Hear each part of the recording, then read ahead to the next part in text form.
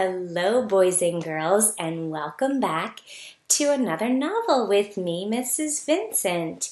You've been enjoying some dinosaur time with Mrs. McLean, and now it's my turn for a story that I really enjoyed the first time I read this. So this is the story Flat Stanley, his original adventure. And I am using this new technology, new for me, I should say. So you're going to get to see the pictures nice and big as I read it from the screen, because I didn't actually have the original adventure at my own house, and I wanted to start from the very beginning. So please bear with me through this technology. I did try it out. But we'll see how it goes together. So we are going to jump right into our first chapter and see where Flat Stanley gets his name. I'll ask you some questions as we go along the way.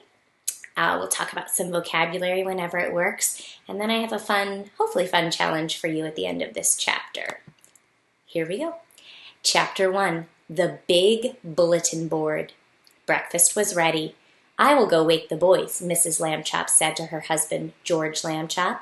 Just then, their younger son, Arthur, called from the bedroom he shared with his brother, Stanley. "Hey, come and look! Hey!"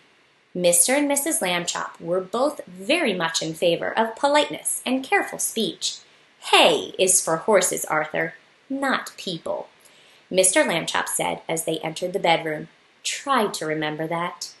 "Excuse me," Arthur said, "but look!" He pointed to Stanley's bed. Across it lay the enormous bulletin board that Mr. Lambchop had given the boys a Christmas ago so that they could pin up pictures and messages and maps. It had fallen during the night on top of Stanley. But Stanley was not hurt. In fact, he would still have been sleeping if he had not been woken by his brother's shout. "What's going on here?" he called out cheerfully from beneath the enormous board. Mr. and Mrs. Lambchop hurried to lift it from the bed. "Heavens!" said Mrs. Lambchop. "Gosh!" said Arthur. "Stanley's flat." "As a pancake," said Mr. Lambchop. "Darndest thing I've ever seen." "Let's all have breakfast," Mrs. Lambchop said. "Then Stanley and I will go see Dr. Dan and hear what he has to say." I'm thinking about this as a mother, as a parent. If my child were squished flat as a pancake, I don't know if I could just go downstairs and have breakfast like normal. That seems a little bit silly to me, but I'm not in charge here. We'll see how things go. In his office, Dr. Dan examined Stanley all over. "How do you feel?" he asked. "Does it hurt very much?"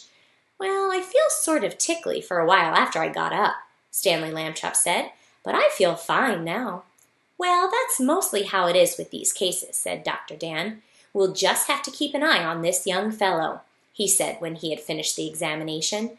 "Sometimes we doctors, despite all our years of training and experience, can only marvel at how little we really know." If the doctor's saying he doesn't really know, I don't know how reassuring that is, but alas, Stanley feels just fine. Mrs. Lambchop said that she thought Stanley's clothes would have to be altered by the tailor now. Alter means to change or to fix so that they'll fit him properly now. So Dr. Dan told his nurse to take Stanley's measurements. Mrs. Lambchop wrote them down. Stanley was 4 feet tall, about a foot wide, and half an inch thick. So an inch is about the tip of your thumb to that first little bend, your first knuckle. So that is 1 inch. So he is half of that. It's probably just about your thumb fingernail. That's how thick he is. So if you actually own the book Flat Stanley, it's probably about as thick as that book is.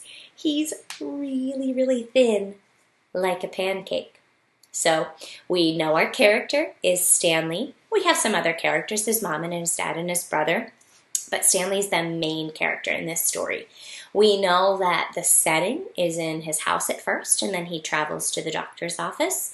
And we kind of think we have a problem, that he is now squished flat like a pancake, but I don't think Stanley really thinks it's much of a problem quite yet.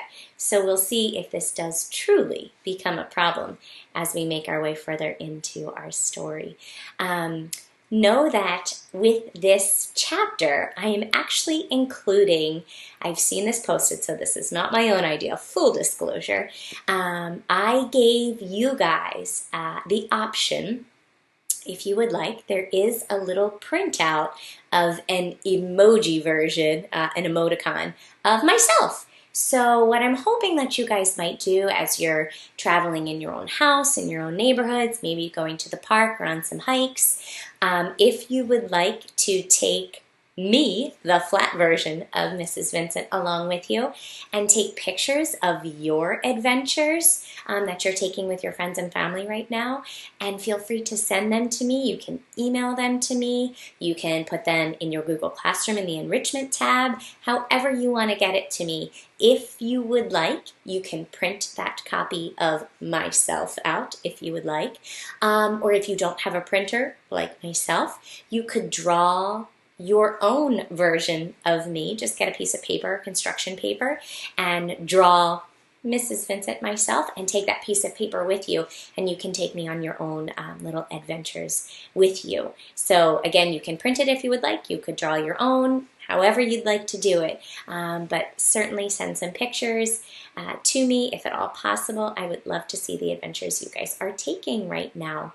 Thank you for sticking with me through this new technology, and I will see you again tomorrow for Chapter 2. Stay tuned.